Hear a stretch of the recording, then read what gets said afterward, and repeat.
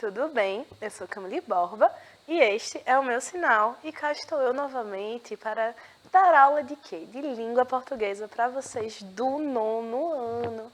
Como vocês estão cansados de saber, eu nunca ando sozinha e hoje quem faz a nossa tradução para Libras é a nossa maravilhosa intérprete Raquel. Bem-vinda, Raquel! E a tradução para Libras torna nossas aulas muito mais acessíveis.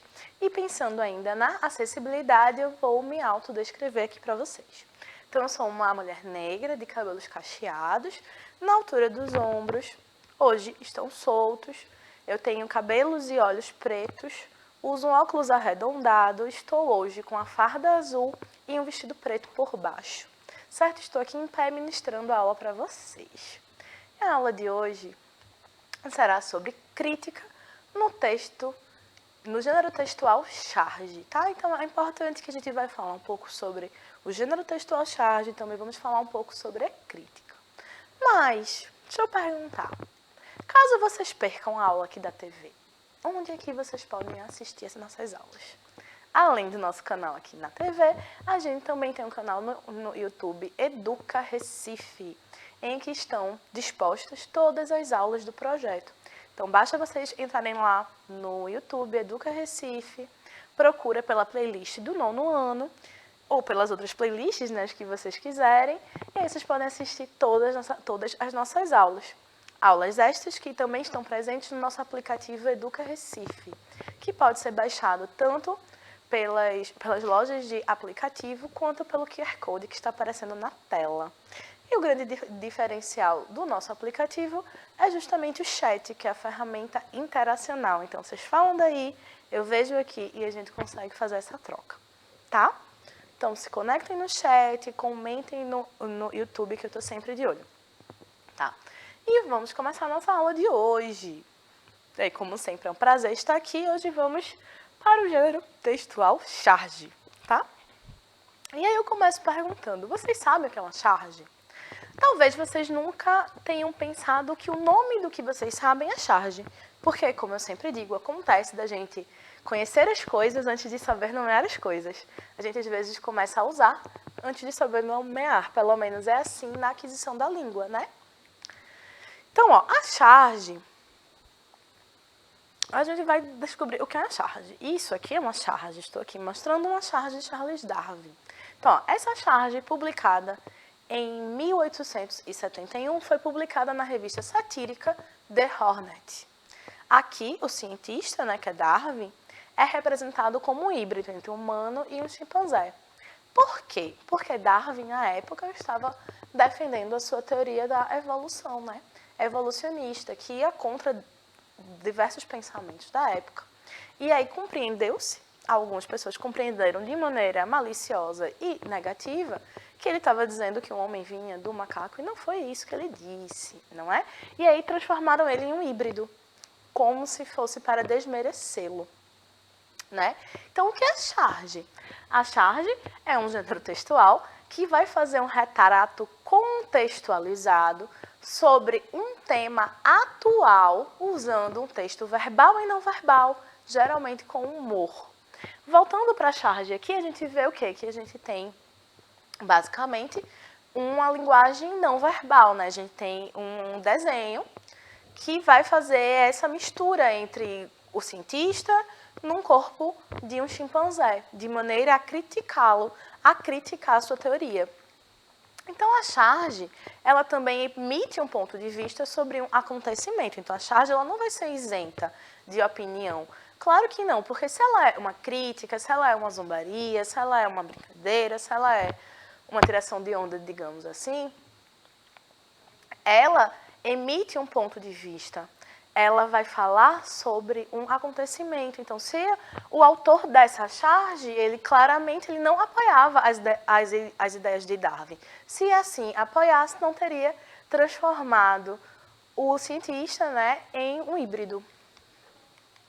E aí, a charge é um gênero jornalístico que utiliza a imagem para expressar à coletividade o posicionamento editorial do veículo.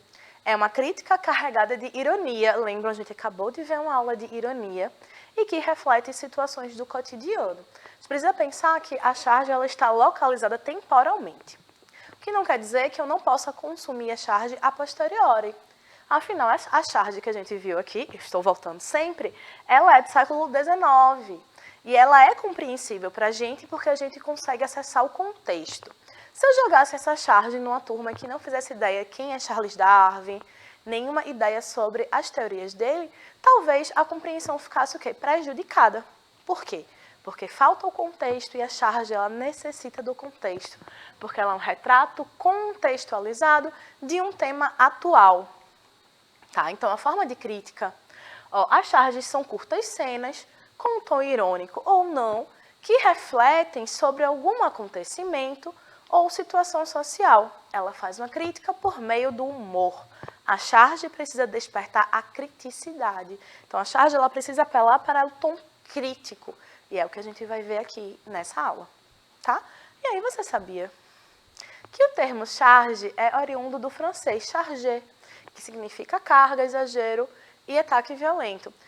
Quando fala carga, a gente pode também falar no sentido de dar carga no celular, tipo, je peux charger mon telefone, por exemplo. Eu posso carregar o telefone. Mas, no sentido da charge, aqui a gente vai pensar no exagero, né, num ataque, numa crítica.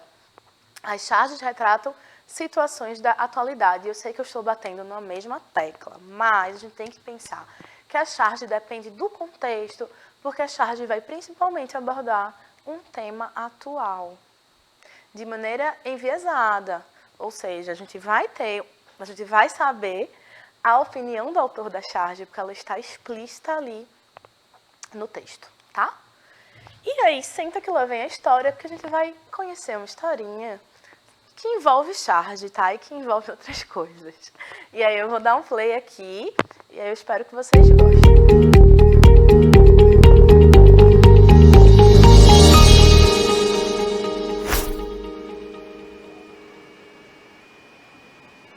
Olá, lindezas! Eu sou Camille Borba e este é o meu sinal. Vamos hoje para mais uma história. Hoje a gente vai conhecer a história de Dominique. Dominique, uma mulher francesa nobre e rural que habitava os campos da França em meados do século XVIII. E no ano de 1789 ela estava muito tranquila em sua casa de campo, no verão. Então em julho ela estava assim, em julho de 1789 ela passava os dias entre leituras, contemplação de si. Mas o que ela não esperava é que a França estava à beira do estopim revolucionário. Porque dia 14 de julho de 1789 caía a Bastilha, o que marcou o início da Revolução Francesa. Mas Dominique morava em uma região rural muito distante. Então, para que ela soubesse de toda essa efervescência social, revolucionária, que vinha do discurso revolucionário que vinha se inflamando na França, ela precisou ler os jornais, porque a imprensa é muito importante nesses processos revolucionários. E não só as notícias são importantes. O gênero jornalístico também admite o que a gente chama de charge. E por causa desta charge, Dominique percebeu a gravidade da situação. Por quê? Olhando para a charge, a gente percebe que tem o quê? Um homem mais humilde, velho, aparentemente pobre, representando o quê? As pessoas que não tinham direitos, o terceiro estado, aqueles que não tinham voto, aqueles que não tinham relevância política. Mas eram essas pessoas, são essas pessoas representadas na charge que levam em suas costas os nobres e o clero. E Dominique, muito esperta, visto que ela só morava longe, mas ela era uma mulher inteligente. Então ela percebeu que se tratava de uma charge. Portanto, a gente tem o que na charge? Uma crítica carregada de ironia, e Dominique consegue entender a ironia por trás da charge. Ela consegue ver a crítica do autor da charge a essa distribuição injusta do poder. Por quê? Porque as pessoas mais pobres, o terceiro estado, se configurava como maioria populacional, mas minoria em poder e direitos. E é exatamente isso o que a charge critica. Então a gente tem também, ela também percebe o quê? Que a charge ela retrata um fato atual. E ela pensa que, se eu estivesse talvez em um outro país, eu não compreendesse o contexto. Por quê? Porque a charge, ela depende do contexto social e político. Por quê? Porque ela é um gênero crítico que vai associar imagens e texto para fazer essa crítica misturada com humor. E caso ela seja deslocada de um contexto, ela se tornará quase que incompreensível. E Dominique ficou inquieta. Ela como uma jovem que leu os iluministas e que tem essa veia revolucionária, ela quis dar uma espiada. E lá vai Dominique para o meio do caos da Revolução Francesa. Incitada por uma charge crítica, ela quis ver com seus próprios olhos. O que viu, no entanto, a deixou assustadíssima. E Dominique, embora concordasse com o lema da Revolução Francesa, liberté, égalité e fraternité, ou liberdade, igualdade e fraternidade, recolheu-se novamente à sua casa de campo para ficar reflexiva e esperar o fim da Revolução. Então, gente, essa foi a historinha de Dominique e como ela teve uma epifania social a partir de uma charge. Um beijo e até a próxima. Então, gente, o que a gente pôde acompanhar aí da história de Dominique foi uma função prática da charge. E eu trouxe a charge aqui para a gente analisar. Então, vejam, no final da história, Dominique teve a opção de se recolher em seu castelo luxuoso e ficar lá de buenas. Mas, claro, que quem estava no meio da Revolução não teve a mesma oportunidade. E o que se vinculava em relação à Revolução Francesa o que se veiculava estava também relacionado a uma quantidade de charges, né? Porque a charge também tem essa função crítica. Então, quando a gente vê essa charge de 1789, que é bem quando a gente tem a deflagração da Revolução Francesa, mostra o quê? Um padre e um nobre representando os outros estados nas costas de um camponês. Trata-se de uma sátira da estrutura da sociedade francesa do Antigo Regime. Porque o que foi esse Antigo Regime? Foi o período absolutista em que o rei ele era o centro.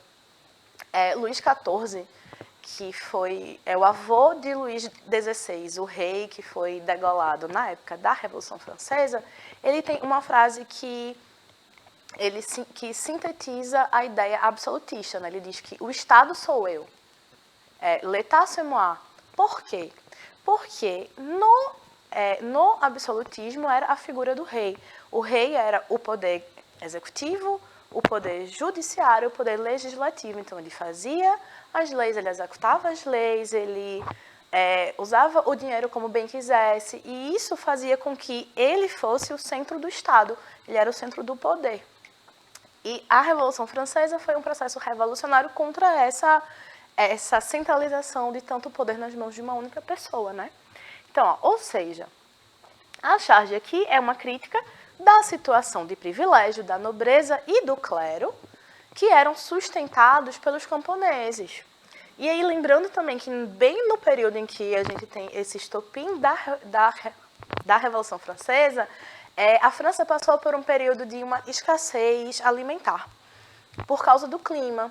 Então, os camponeses precisaram contribuir com muito mais impostos e com parte de suas produções, enquanto os nobres eram isentos, em sua maioria, né? Então, o título da charge sugeria que aquela situação de exploração estava prestes a acabar. Então, ó, a gente tem aqui, eu dissequei, né? Então, a gente tem o clero como o primeiro estado, a nobreza como o segundo estado e o povo como o terceiro estado, que assim como eu disse no vídeo, aqui a gente tem uma desproporção de poder, porque o primeiro e o segundo estado têm muito mais poder, porém contribuíam muito menos, enquanto que o povo tinha uma contribuição financeira de impostos muito maior, com muito menos poder. E o povo era uma maioria populacional. A maioria das pessoas na França eram do povo. Mesmo que fossem comerciantes, professores, profissionais liberais, mas eram todos povos, eles não eram nobres. Se você não é nobre, você é povo. Então, enquanto você tinha uma maioria populacional de povo, mas você tinha um poder, muito menos poder nas mãos dessas pessoas, porque o poder estava centralizado na mão do primeiro estado e do segundo estado, e claro, nas mãos do monarca, né? Então, ó, aqui só podemos destacar a crítica do autor da charge acerca da exploração do povo pela nobreza e clero no período da Revolução Francesa, porque a gente entende o contexto de produção. Se eu trouxesse essa charge solta para vocês, será que vocês de cara saberiam? Será que vocês, só olhando a charge, sem eu contar da história, sem eu contar do contexto político, histórico, será que vocês compreenderiam essa charge? Aqueles que têm um conhecimento de história, que já chegaram nesse ponto, né, que lembram do que é a Revolução Francesa, talvez conseguissem olhar e pensar, olha, isso aqui está me parecendo algo familiar. Mas para aquelas pessoas que nunca tiveram contato, a charge ela perde o sentido. Porque ela perde o significado, né? E aí, aproveitando o ensejo, né, por que não, já que estamos falando de ironia e crítica na charge, vamos pensar um pouquinho sobre o que foi a Revolução Francesa para a gente realmente compreender em larga escala a charge que a gente viu, tá? Ó.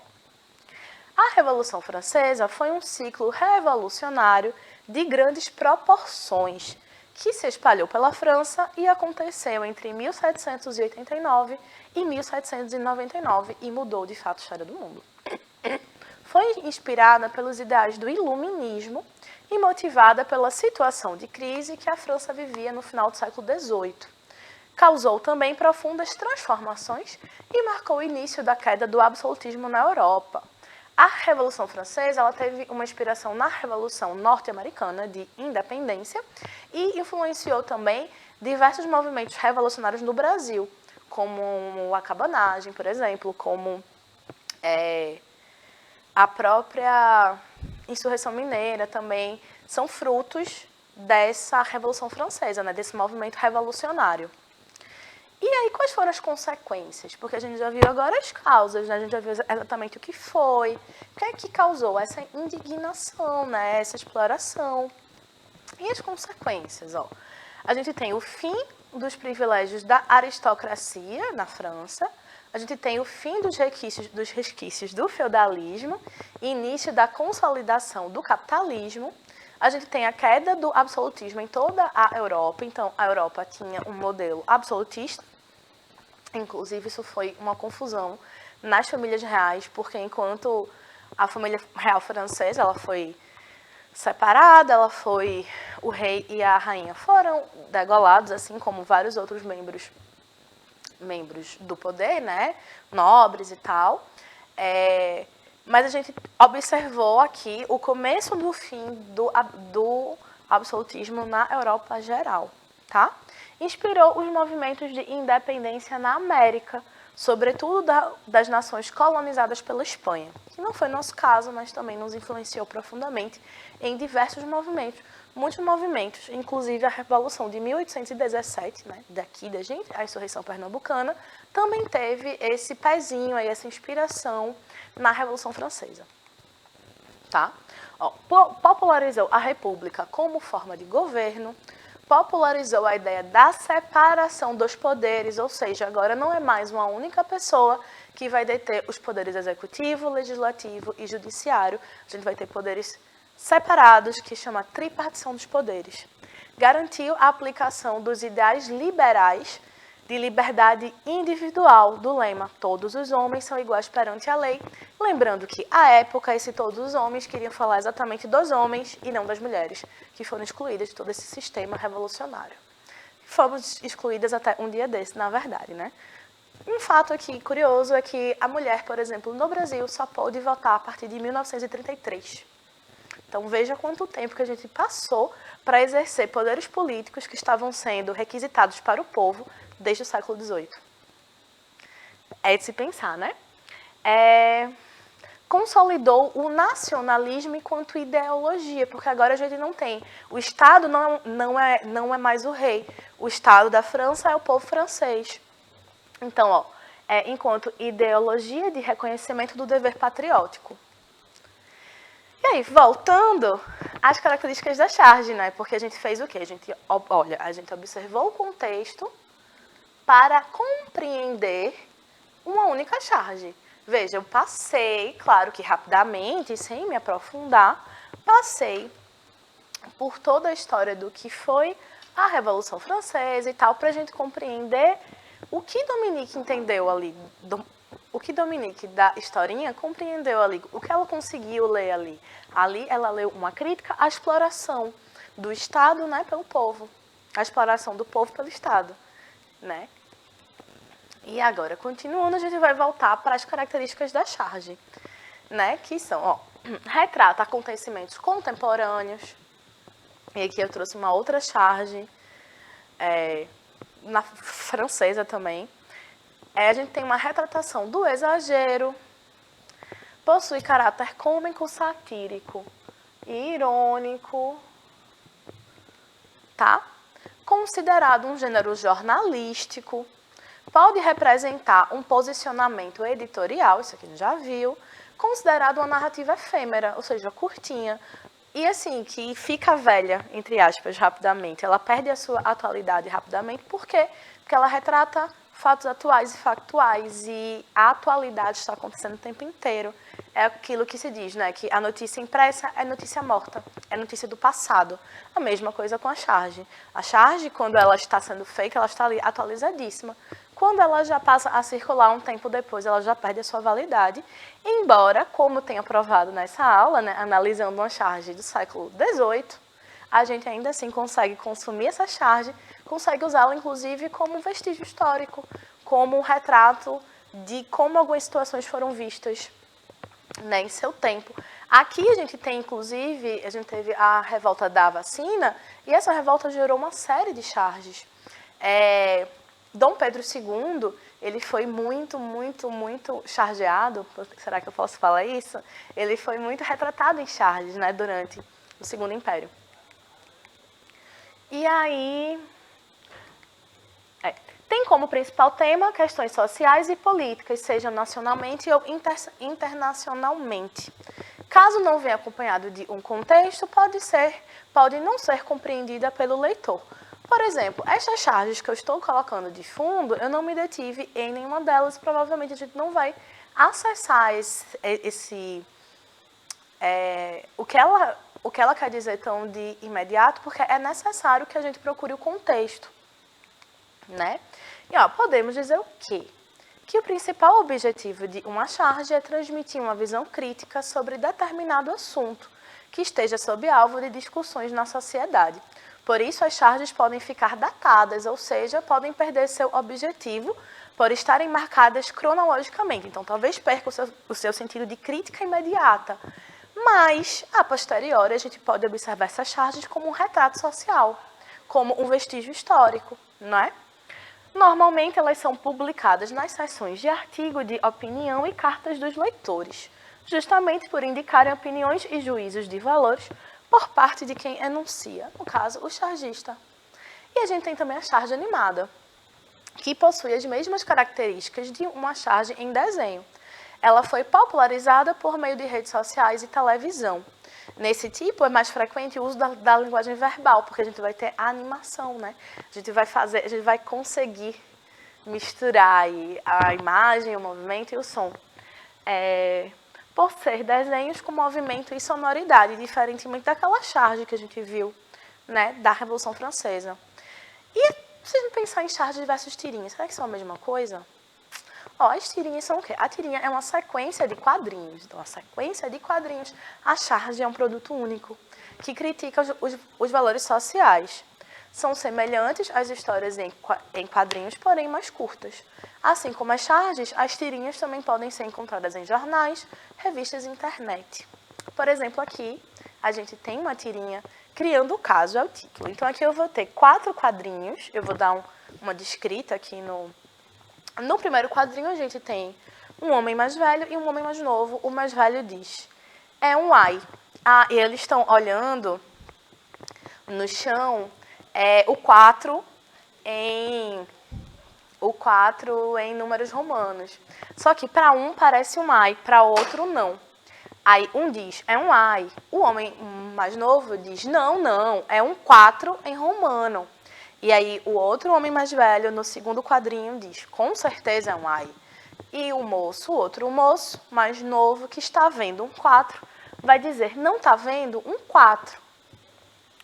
Aí no terceiro quadrinho a gente tem os dois dizendo, meritíssimo é um ai ou um 4. E aí a gente descobre que eles estão em um julgamento. E aí o juiz vai dizer, é maior ou igual, caso encerrado. Por quê? Porque o juiz está num outro ponto de vista. Então, para ele, não é nem é ai, nem é o i e o v que simbolizam 4, mas é o sinal de maior ou igual. Então, assim, mostrando que o mesmo elemento aí vai gerar diversos pontos de vista.